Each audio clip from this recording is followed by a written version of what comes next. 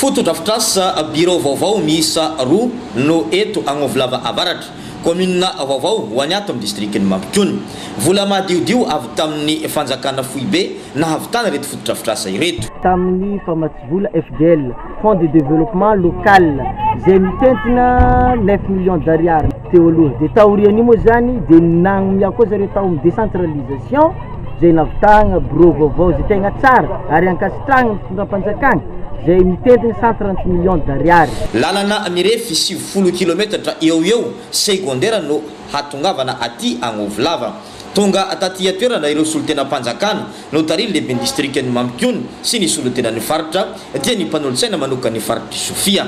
Nijery fotony ny fotodrafitrasa sady nitokana izany no an'ny vahoaka ny Agnovolava. Fokotany folo kosa no mandrafitra ity commune ity. Maro amin'izy ireo no mbola mitokamonina no ny afitsoko ny aratsy andalana just tafahoatra. Fitsakana ranobe lalandratsy izany no atao hatongavana aty Agnovolava avaratra. Fa ny tena mampikaikaika ireto vahoaka aty atoerana kosa dia ny asan-dahalo. Mandraindraiky tokoa ny mitany filamina, mandraindraiky ny fitsara, mandraindraiky zany ny mpitondra fanjakana vaovahantsika tsoela io.